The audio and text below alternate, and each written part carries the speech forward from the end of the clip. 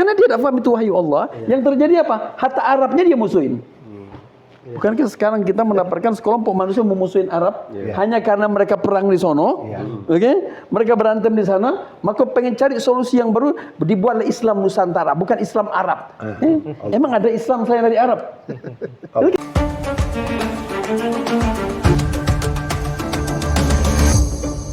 Bismillahirrahmanirrahim. Assalamualaikum warahmatullahi wabarakatuh. Waalaikumsalam. Sobat Muslim, alhamdulillah kembali kita berjumpa dalam podcast Bincang Peduli bersama Forum Sinergi Muslim. Kesempatan ini kita akan membicarakan satu tema kaitannya dengan kita hari ini berada di satu bulan, yaitu bulan Muharram. Bulan di mana Nabi Muhammad SAW melakukan hijrah dari Mekah ke Madinah. Bersama kita sudah hadir ada Habib Ahmad Al-Munawar, ada Ustadz Haji Muhammad Irfan dan Ustadz Rai Iskandar. Assalamualaikum Habib. Waalaikumsalam warahmatullahi Sehat Habib? Alhamdulillah Ya, luar biasa. Sehat Irfan juga sehat? Alhamdulillah. Sehat Rai? Sehat? Alhamdulillah ya. Baik, saya mulai dari Habib dulu Habib. Ini kita berada di bulan Muharram, di mana kita mengenal ini adalah bulan hijrah, ya, hijrahnya Nabi dari Mekah ke Madinah. Kita ingin tahu dulu sebentar atau sedikit dari Habib ya, sejarah hijrah di zaman Nabi, baru nanti kita coba kontekskan dengan kondisi kita hari ini. Bagaimana Habib dari sisi sejarahnya dulu, hijrah Nabi itu kita ingin tahu, kemudian juga bagaimana kita mendapatkan pelajaran ya dari peristiwa hijrah itu, sehingga kemudian kita bisa implementasikan dalam kehidupan kita hari ini. Silakan Habib. Bismillahirrahmanirrahim. Alhamdulillah rabbil alamin wa sallallahu ala sayyidina Muhammad sayyidil mursalin wa ala alihi washabihi ajmain. Assalamualaikum warahmatullahi wabarakatuh. Waalaikumsalam warahmatullahi wabarakatuh. Terima kasih Ustaz Abdul Syukur, Ustaz Irfan, Ustaz Rai. Sudah bisa silaturahmi tempat kita, majlis syifa lil mu'minin, majlis zikir wal fikir syifa lil mu'minin. Di Ciawi ini pesantren tahfizul Quran syifa lil mu'minin juga, dan tempat anak-anak mengenal Al-Quran di tempat ini. Terima kasih atas kehadirannya semua. Mudah-mudahan Allah berikan ridha kasih semuanya dari langkah-langkah bisa mampir ke sini. Amin ya rabbal alamin, dalam bentuk silaturahmi ya. Silaturahmi yang tidak terputus insyaallah sampai kita menutup mata. Amin. Ini perjuangan yang non-stop. Ya, non-stop. Stopnya cuma mati. Nah, itu. Sama dengan hijrah. Ya. Hijrah itu stopnya cuma matinya Rasulullah SAW. Ya.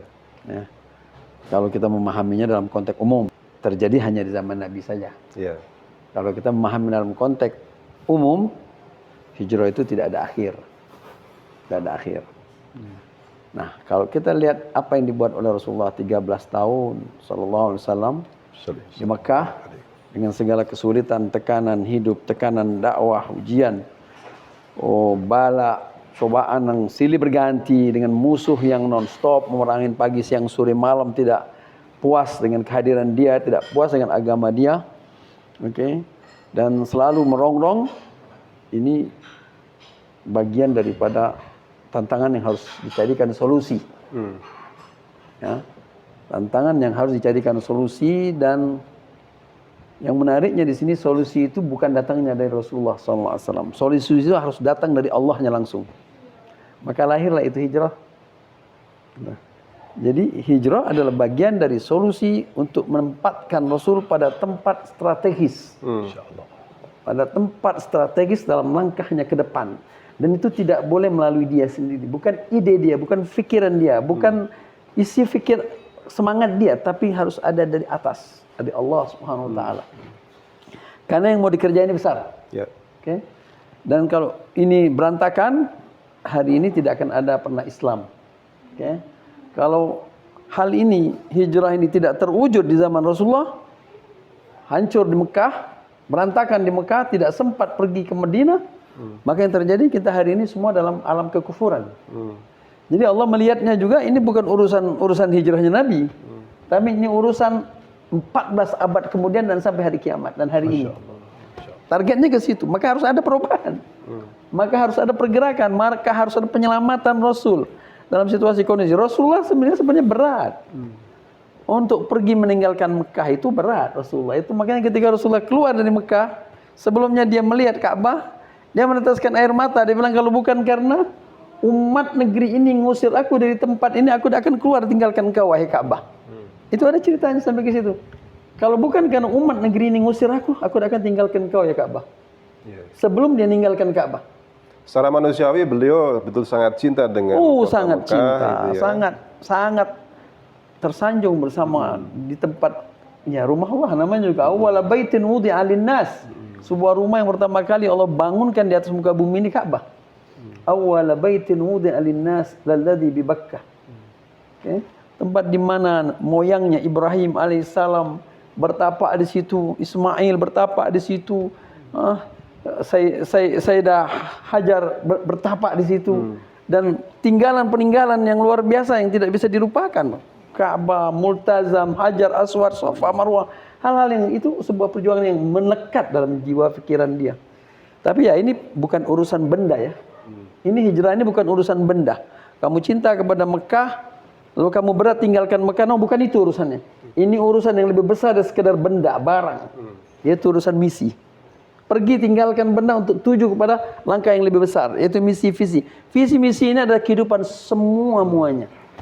Dunia dan akhirat. Ya, Bib. Kalau lihat nilai-nilai utama dari hijrah Nabi ya, tadi kan memang ada satu misi besar yang ingin beliau capai ya, dengan beliau rela meninggalkan kota kelahiran beliau, kota kesayangan beliau, menuju kota yang barangkali juga saat itu beliau belum pernah ke sana sebelum hijrah itu ya, ke Madinah itu ya. Ini apa kemudian nilai-nilai penting yang bisa kita garis bawahi dari peristiwa hijrah itu sehingga kita bisa implementasikan dalam kondisi kita hari ini? Yaitu saya lihat kembali kepada asal muasal tadi. Mau ngapain hidup? Apa nih hidup? Apakah hidup harus statis di tempat itu? Dengan segala tantangan ujian tanpa ada solusinya? Atau harus ada solusi yang bergerak karena kamu bawa misi dan visi? Manusia yang tidak punya visi dan misi, dia tidak masalah. Biarlah tinggal di situ sampai mati. Tidak masalah. Tapi bagi Rasul, hidup ini bukan untuk diri, tapi untuk kesempatan yang lebih besar. Maka dia harus bergerak untuk merubah bentuk itu. Dan keinginan itu tidak ada jalan lain lagi, kecuali harus keluar dari lingkup itu. Dan lingkup itu memang lingkup yang tidak mungkin bisa membangun misi dan visi dia. Kalaulah itu bisa, dalam perhitungan itu masih bisa, kemungkinan dia tidak akan keluar. Dan Allah juga melihat ini kondisi tidak mungkin bisa berubah ini. Kondisi tidak mungkin bisa jadi cair, dah. Sudah jumud luar Sudah biasa. jumud. Dia ada kan kondisi tertentu kita lihat tidak mungkin berubah. Memang takdir, kalau kita bicara tentang takdir, kapanpun Allah bisa menakdirkan. Tapi kan takdir juga kadang-kadang ada keterkaitan dengan manusianya, dengan situasinya, dengan sepak terjang yang ada di situ. Kadang-kadang takdir itu begitu. Maka Allah lihat ini takdir bakal mengarah kepada kejumudan yang tidak mungkin akan ada perubahan. Tidak boleh dibiarkan. Manusia harus berubah untuk membuat sebuah pengembangan yang baru. Ini Anda lihatnya seperti itu. Tidak boleh diam di situ. Dan itu justru malah kalau tidak terjadi hijrah, justru itu akan menghancurkan dakwah itu sendiri. Artinya kalau kita misalnya suatu saat atau mungkin juga pernah ya berada dalam kondisi jumud seperti itu, maka sunat diperintahkan untuk melakukan hijrah. Ya, ketika kita berada dalam kondisi ya kejumudan masyarakat misalnya ya, kita melakukan dakwah di sana, tapi juga sambutan masyarakat sudah tidak ada lagi gitu ya, mereka sudah abe dengan dakwah gitu ya, perkembangan dakwah ini sudah nggak mungkin lagi terjadi gitu ya. Apa kemudian ada sunnah dari Nabi untuk melakukan hijrah dalam kondisi seperti itu? Kalau pakai bahasa Rasul Muhammad SAW, urusan hijrah yang terjadi ini adalah urusan yang wajib. Yang dia jalanin adalah urusan yang wajib. Karena keinginan untuk meninggalkan kejumudan tadi. Dan kejumudan yang ada bukan kejumudan yang ada pada zaman Rasulullah SAW dan Rasul yang menghadapinya saja. Kejumudan dakwah, kejumudan pergerakan itu ada di mana dan kapanpun. Kita juga menghadapi kejumudan. Dalam dakwah kita menghadapi kejumudan. Dalam dakwah kita menghadapi tekanan, kita harus hadapin itu semua. Tetapi subhanallah, Allah bilang, imshu fil ard, berjalan kamu ke muka bumi ini. Afalam yasiru fil ard, tidakkah kamu bergerak di muka bumi ini? Dan bahkan Allah kecam yang tidak mau bergerak. Ya, walau kamu tertindas itu, kalau kamu tidak mau bergerak, meninggalkan kejumudan kamu berdosa. Kamu harus bergerak, tinggalkan kejumudan itu, tekanan itu. Tidak boleh kamu duduk di situ, kamu jadi korban di situ. Tidak boleh. Bagaimana bentuk kejumudan? Macam-macam. Ada kejumudan yang memang diciptakan, ada kejumudan memang kita tidak bisa bergerak di situ gitu loh, dengan lingkungan masyarakatnya. Ya. Ya. Artinya hijrah pun tidak mesti juga berpindah tempat ya, Bib. Yes. Hijrah bil makna Setuju, kan juga hijrah pemikiran, perasaan gitu ya. Kita beralih mungkin dari pemikiran yang hari ini melingkupi kita, menguasai kita, mungkin yang sekuler tadi, beralih kepada Islam misalnya. Kan begitu ya, Bib. Ya? Yes, setuju. Dan memang kalau Allah Ta'ala kehendaki dari kita ini adalah yang mengandung kebaikan untuk kamu, apapun namanya. Kebaikan personal, kebaikan komunitas, kebaikan umat, kebaikan apa saja. Kamu kalau tidak bisa merubahnya di situ, kamu harus cari jalan lain, harus merubahnya. Ya, artinya Pikiranmu juga begitu. Kalau kamu tidak bisa berubah di lingkungan itu, kamu harus cari lingkungan yang bisa merubah pemikiranmu. Betul. Kalau itu akan mendukung perjuanganmu. intinya jangan sampai kita stuck. Jangan sampai berhenti, stuck. stop, kemudian udah putus asa. Udah itu putus asa, nggak tinggal boleh, ke gitu ada lagi ya. jalan keluar. Betul. Islam Pasti macam banyak itu jalan. la ya'asu min rahmatillah illal qaumul kafirun. Tidak ada yang berputus asa dari rahmat pertolongan Allah kecuali orang-orang yang kafir. Ya, Kita bukan dari golongan itu. Kejumudan pemikiran, kita lihat ada lingkungan manusia yang memang dia jumud pemikirannya. Kita ngajak ngomong baik susah. Kita harus rubah pemikiran dia dengan cara kita gitu. Ya. Dan kalau kondisi seperti itu menghadapi orang-orang jumud begitu, ya kita coba beralih coba ke yang lain dulu, begitu ya, Bib. Yang seperti tadi kan tidak harus kita pantengin terus. Kalau memang udah jumud begitu, ya kita beralih dulu ke yang lain. Mungkin satu saat dia ketemu jalannya Itu teknis. Itu teknis. Baik. Yang kita harus buat teknis dalam dakwah itu macam-macam. Ya, dalam bentuk di mana saja, kapan saja, sama siapa saja, di daerah mana saja. Yang penting teknisnya jalan. Betul. Kita nggak bicara masalah teknis, tapi kita bicara wajibnya pergerakan perubahan itu harus ada. Baik. Kita beralih ke satu. Silakan. Pak Irfan, ini tadi bahasa jumud ya yang dihadapi Nabi di Mekah kemudian membuat beliau diperintah oleh Allah untuk berhijrah ke Madinah. Kalau kita lihat kondisi hari ini, apakah kemudian kejumudan sebagaimana di masyarakat Mekah itu sudah kita lihat dari masyarakat Muslim hari ini terutama di Indonesia lah? Bismillah, alhamdulillah. Konteks kejumudannya seperti apa nih, Tat? Jumud mereka nggak mau lagi menerima dakwah Islam gitu ya. Segala Ya. peringatan yang kita sampaikan sudah nggak mau peduli lagi misalnya gitu ya. Ya. Jadi kalau kita lihat konteks kekinian ya, mungkin ada dua, Tat. Pertama yang dikatakan jumud tadi itu bisa ada pada posisi masyarakatnya. Yang kedua bisa ada pada posisi pengemban dakwahnya. Jadi kalau kita lihat dua hal itu kan tadi yang disampaikan oleh Habib, cara uslubnya kan beda-beda ya. Tapi satu hal yang pasti dari kedua hal tadi itu adalah wajibnya hijrah, wajibnya berubah minat zulumat ila nur, dari kejahilian kepada cahaya Islam. Nah, ini yang harus dimaknai oleh kedua hal. Yang pertama adalah masyarakatnya dia harus juga ada kesadaran ya untuk merubah. Nah, kesadaran itu akan dipercepat dari pengemban dakwah, dari orang yang sudah sadar mengajak kepada yang belum sadar untuk sama-sama sadar, merubah kondisi yang ada. Nah, jadi kalau dilihat konteksnya tadi jumud dan segala macamnya, lebih tepat sebenarnya bukan jumud ya, bahwa kondisi hari ini itu kita berada dalam kondisi mirip seperti di zaman Rasul, yaitu kondisi jahiliyah. Kalau jahiliyah Rasul itu kan jahiliyah jahiliyah tradisional atau lama kan gitu loh. Kalau sekarang jahiliyahnya modern. Teknologi sudah sangat luar biasa, teknik sudah sangat luar biasa, tetapi yang menjadi mirisnya kita adalah masyarakat hidup dalam kondisi yang sangat jauh dari ajaran-ajaran Allah SWT. Jadi artinya kemajuan teknologi, kemajuan media sosial hari ini itu tidak menghantarkan kepada umat itu semakin dekat kepada Allah. Malah justru makin jauh kan gitu.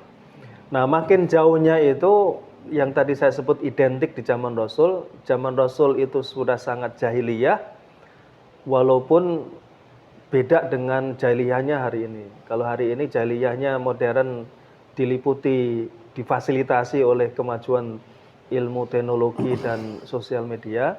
Nah, di zaman Rasul itu masih sangat tradisional konvensional. Jadi kalau toh tadi dibandingkan jumutnya ya dalam konteks itu, dalam konteks jahiliyah modernnya. Nah, itu yang harus sama-sama dirubah oleh diri sendiri masyarakat dan dirubah oleh kita sebagai pengemban dakwah yang harus terus mendorong perubahan itu. Artinya hijrah hari ini tidak harus berpindah tempat sebagaimana Nabi dari Mekah ke Madinah, Ustaz. Ya. Nah, konteks pindah tempatnya tadi dijelaskan oleh Habib juga. Hari itu Rasul dengan perantaraan wahyu ya dari Allah SWT yang sepertinya tidak memungkinkan untuk merubah kondisi masyarakat Mekah kan gitu. Karena sudah tidak mungkin merubah kondisi masyarakat Mekah zaman itu ya. Maka kemudian Allah perintahkan Rasul hijrah dari sisi tempat dari Mekah ke Madinah. Karena memang tidak ada penerimaan dakwah Islam. Islam itu ditentang habis-habisan. Bahkan nabinya juga akan coba dibunuh kan. Tapi hari ini itu bukan kemudian di negeri kita ya, bukan kemudian tertutup mati peluang untuk dakwah itu. Kan masih ada peluangnya. Nah, karena masih ada peluangnya yang menyebabkan kemudian kita nggak harus pindah tempat. Yang kita upayakan adalah dirubah masyarakatnya. Karena masyarakatnya itu dalam tanda petik masih mau menerima. Rezimnya itu juga mereka masih muslim kan gitu loh. Jadi masih ada peluang juga menerima. Sehingga ikhtiar kita hari ini adalah hijrah dari sisi pemikiran, hijrah dari sisi keimanan untuk terus ditingkatkan, bukan hijrah dari sisi pindah tempat. Karena kalau toh pindah tempat, kondisi sama tak? Di Indonesia dari Jawa pindah ke Kalimantan sama, dari Indonesia pindah ke Malaysia ya sama juga kan gitu. Baik. Coba saya klik lebih dalam ke Setra ini. Ini kan yang kita hadapi juga bukan hanya masyarakat tadi yang dikatakan jauh dari Islam ya, tidak paham dengan Islam. Tetapi juga penguasa hari ini yang ternyata juga tidak menerapkan Islam. Penguasa yang justru kebijakannya banyak merugikan Islam dan umat Islam, Setra. Ini kalau bicara konteks penguasa, ya, apakah kemudian jika dibandingkan lah dengan kondisi penguasa Mekah saat itu, ini seperti apa, Setra? Penguasa hari ini di negeri kita ya termasuk ya penguasa yang berkuasa hari ini ya, yang itu mayoritas dipilih oleh umat Islam dengan penguasa ketika kafir Quraisy menguasai Mekah. Baik, bismillah. Assalamualaikum warahmatullahi wabarakatuh. Waalaikumsalam. Ada kemiripannya. Jadi saat itu dengan saat ini penguasanya tidak menerapkan aturan Islam. Itu yang paling nampak. Nah, yang jadi pertanyaan itu artinya apa? Kok bisa begitu gitu? Kalau dihubungkan dengan fakta hijrah, harusnya dari pengertian tadi yang kita sudah amati, kita simak barusan dari pembicara sebelumnya. Pertama, kalau lihat dari fakta Nabi, perpindahan itu kan intikal, minal darul kufri ila darul Islam. Perpindahan dari satu tempat yang kufur kepada Islam di Madinah. Jadi di sini poinnya adalah ditegaknya Islam di satu tempat yang baru. Karena penerimaan sebelumnya tidak nampak. Hari ini tadi disambung oleh pembicara kedua, sekarang faktanya di mana-mana tidak jadi berlaku. Tidak jadi berlaku bahwa hijrah itu pindah tempat. Saya ingin coba dari situ dulu, Ustaz. Jadi artinya di mana-mana sudah kehidupan sama. Jadi persoalannya bukan persoalan satu persatu kasus, bukan. Ini sudah sistemik.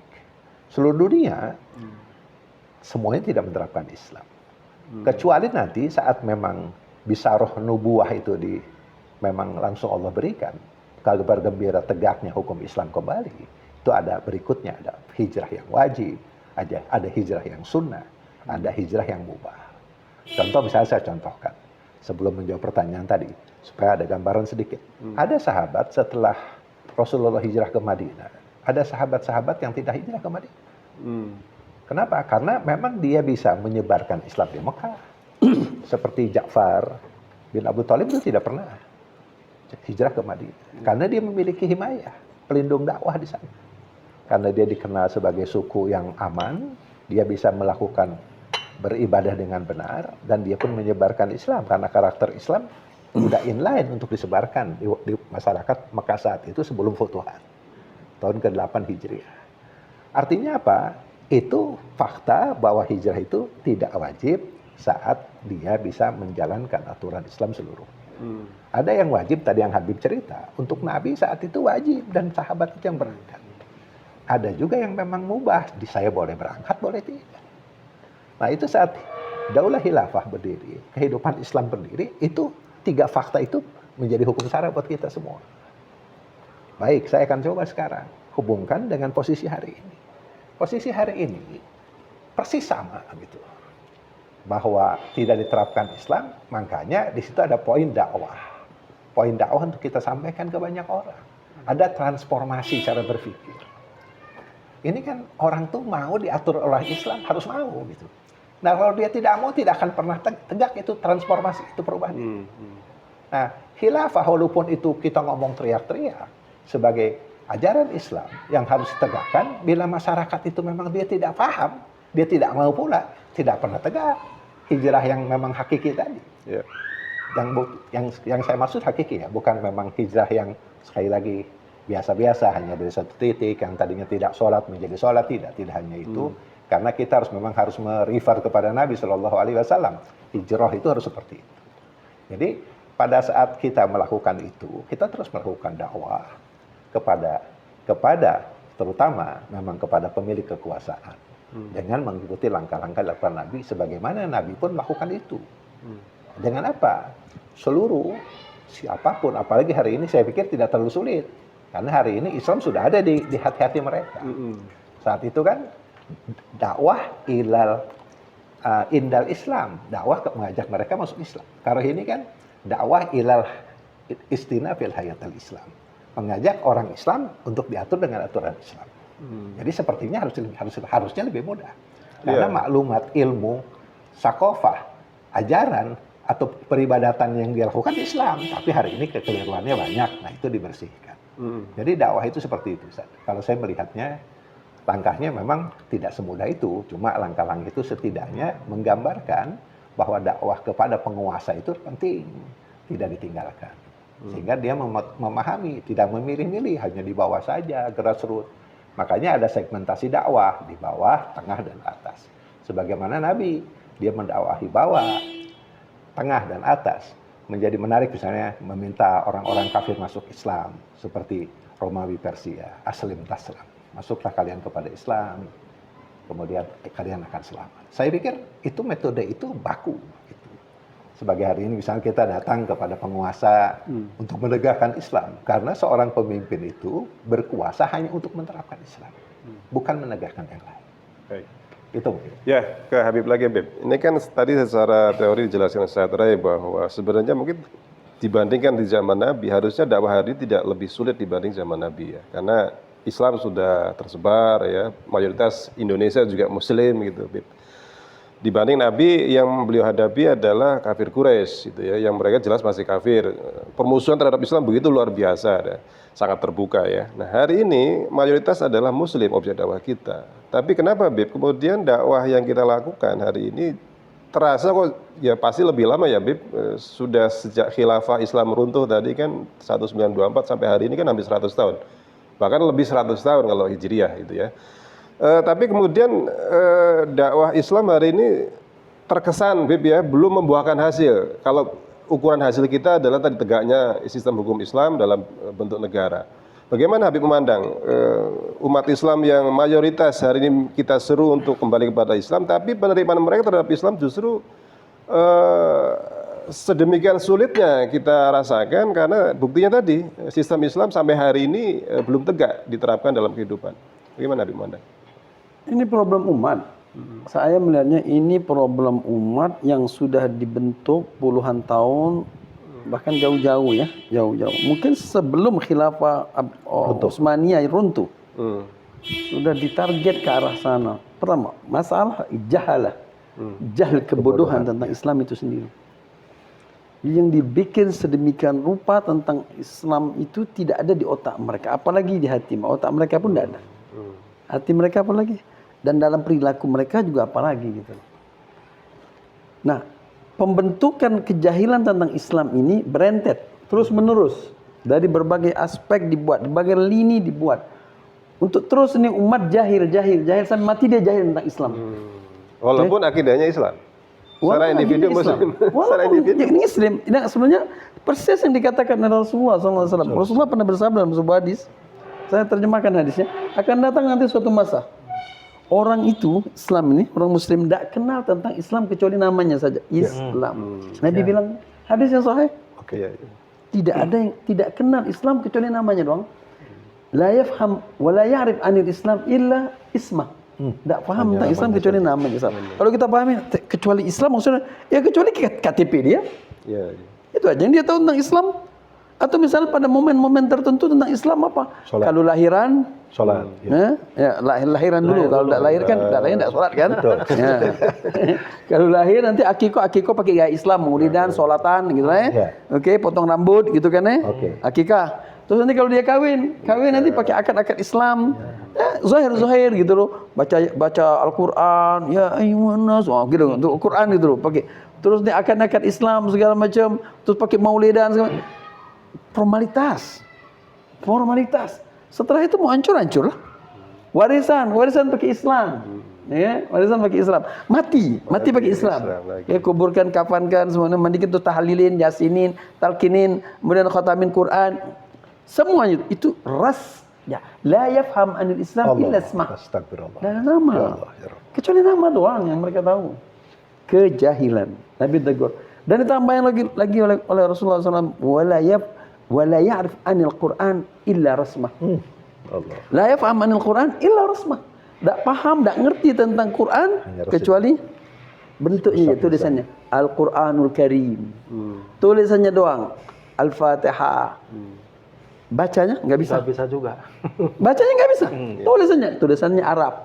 Makanya karena dia tidak paham itu Quran itu wahyu Allah, dan wahyu Allah berbentuk dalam bahasa Arab, karena dia tidak paham itu wahyu Allah, yang terjadi apa? Hatta Arabnya dia musuhin. Bukankah sekarang kita mendapatkan sekelompok manusia memusuhin Arab hanya karena mereka perang di sono, mereka berantem di sana, maka pengen cari solusi yang baru, dibuatlah Islam Nusantara, bukan Islam Arab. Emang ada Islam selain dari Arab? Jadi kita ngomong betul, emang ada Islam tanpa Arab? Quranmu Arab, Nabimu Arab, bahasa orang ahli surga Arab. Gitu. Apa lagi? Semua ilmu yang berkaitan dengan Islam semuanya sumbernya Arab. Tapi cari solusi. Mereka cari solusi. Islam Arab, Islam yang usang. Allah. Yang benar itu adalah Islam Nusantara. Ini bagian daripada masalah kejahilan. Kebodohan yang akut, overdosis. Dan ini memang harus dicuci nih otaknya. Sebelum mereka mencuci kita belak-belakan aja. Sebelum mereka mencuci kita cuci otak. Kamu tuh gimana sih? Emang kamu pernah kenal tentang Islam kalau tidak pakai Quran, tidak pakai Arab, tidak pakai bahasa Arab, tidak pakai tulisan Arab? Emang Allah Taala ngomong pakai bahasa Sunda apa? Islam? Pakai bahasa nasional apa? Nggak ada. Yang kedua, apa? Yang kedua, tadzawuq anil Islam bil Islam, merasakan kelezatan Islam itu nggak ada. Jadi orang Islam nih hari ini dia tidak merasakan kalau menjadi orang Islam itu nikmat. Menjadi orang Islam itu lezat gitu loh. Dia tidak merasakan. Kalau Islam saja dia tidak rasakan lezatnya, bagaimana dia mau merasakan lezat dari iman? Padahal Nabi bilang loh, bahwa iman itu ada kelezatan. Iman itu ada kelezatan. Seperti makanan, ada makanan yang lezat, ada makanan yang tidak lezat. Dan Rasul menyebut iman itu ada kelezatan. Mana mungkin ada iman kalau tidak ada Islam? Macam mana Anda bisa menikmati kelezatan iman kalau Anda tidak menikmati kelezatan Islam? Dan problem Anda adalah Anda tidak mampu menikmati kelezatan Islam. Kenapa Anda tidak bisa menikmatinya? Karena Anda tuh tahu Islam itu cuma apa? Itu doang, namanya doang. Kamu tuh tidak tahu tentang Quran kecuali tulisannya doang kok. Itu masalah kamu. Dan puluhan tahun, dan itu dicetak. Saya teringat ada saya baca kitab dulu, waktu saya masih di Mesir, belajar di Azhar, ada kitab kecil gitu. Seorang ahli parlemen Inggris, di parlemen Inggris, ketika dia sudah runtuhkan khilafah Islamnya, dia sudah runtuhkan khilafah Islamnya. Di parlemen Inggris dia bilang, dia angkat kitab Al-Quran. Dia bilang, kita sudah kalahkan khilafah Islamnya. Karena menjatuhkan khilafah Islam kan Inggris. Ya kan? Kita sudah kalahkan dan sudah hancurkan khilafah Islamnya. Tapi kita tidak bisa menguasai umat ini secara total dengan mengangkat kitab Al-Quran.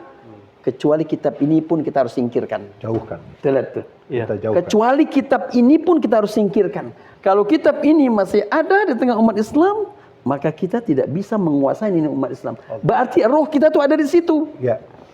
Tapi roh ini pula lah yang mau ditekan. Makanya dengan berbahasa macam-macam tadi tuh. Bahasa Islam Nusantara, anti Arab, anti itu, anti Islam Arab. Tujuannya yang targetnya apa? Hancurkan ini Quran. Singkirkan ini Quran. Tapi Allah janji rencana jahat mereka ini, konspirasi mereka yang jahat ini pasti tidak akan tercamar, tidak akan tercapai. Sebab Allah janji apa? Inna nahnu nazzalna dzikra wa inna lahu lahafizun. Kami yang turunkan kitab Al-Quran itu, kamilah yang akan jaganya. Mereka pasti akan gagal. Gitu. Artinya kalau umat Islam ingin kembali mulia, kembali jaya, kembali berkuasa di dunia ini, harus kembali pada Al-Quran ya, Beb? Tak jalan lain lagi. Nggak Nggak ada jalan lain lagi. Satu-satunya jalan. Rohnya umat Islam ini ya Quran. Badannya ya Islam. Ya, badannya itu Islam. Ya, tapi rohnya Quran. Dan Quran bukan hanya sekedar dibaca ya, Bukan Beb, sekedar ya, dibaca. tapi juga dipahami. Terakhir diamalkan dan didawakan ya, Beb. Jadi ada problem. Ini ada problem umat ini. Problem umat ini udah puluhan tahun. Iya. Ya, saya bilang problem umat. Umat ini tidak hobi baca. Tidak hobi baca. Yes. Apalagi memahami. Umat ini problemnya tidak hobi baca. Kenapa? Kalau di Indonesia kita maklum tidak hobi baca. Kenapa? Karena bukunya mahal-mahal. Ya kan? Buku mahal-mahal. Gratis pun juga kayaknya. Kalau ya, Belum tentu ya, juga. gratis saja dia nggak baca, apalagi kalau mahal kan. Tapi faktanya ini mahal gitu loh. Iya. Ya kan? Itu problem pertama. Dia tidak hobi baca. Padahal ayat pertama dalam Al-Quran menyuruh mereka baca. 3 kali sampai kan. Iqra bismi rabbikal ladzi khalaq. Yang kedua, problem ini umat kalau baca tidak paham. Kalau baca tidak paham dia. Dia cuma bacanya, ngomong, dah tahu. Kadang-kadang ngomong pun dia tidak paham apa yang dia omongin. Ada masalah, dia tidak tahu masalah itu apa gitu. Ngomong aja nyeplos saja. Dia tidak pikir kalau masalah yang diomongin itu tidak sesuai dengan faktanya. Allah. Gitu. Tidak hobi, tidak paham. Yang ketiga, kalau dia paham, dia tidak bekerja. Dia tidak amalkan yang dia baca dan yang dia paham. Dia tidak amalin dah. Cukup hanya sebatas pengetahuan yang nempel di otak. Pengetahuan yang nempel di otak itu tidak punya pengaruh. Iya. Tidak punya pengaruh. Yang punya pengaruh itu gerak. Kamu pintar sepintar apapun, kalau otakmu cuma ilmumu nempel di otak dong, dan kamu tidak action, nothing. Tidak ada nilai. Yang keempat, kamu baca, kamu suka baca, kamu paham, kamu amal, masih ada lagi kurangan kamu. Tidak ikhlas. Iya. Buatnya tidak ikhlas. Oke, ada kepentingan dan itu banyak kepentingannya, dan ini problem kita. Makanya kita kadang-kadang sakit hati. Yang berjuang tidak ikhlas dengan perjuangannya, akhirnya merusak citra. Tadinya ngomongnya Islam, tadinya ngomong partai, tadinya ngomong kumpulan Islam, persatuan Islam, tapi nggak Islam, nggak ikhlas. Habis berantakan. Jadi ketika ada sepoi-sepoi dikit, udah. Nah, sudah ada, capek deh. Gitu ya kan. Capek deh. Nah inilah makanya ikhlas ini harus pegang. Baik, iya, baik. Kau Ustaz Irfan sekarang.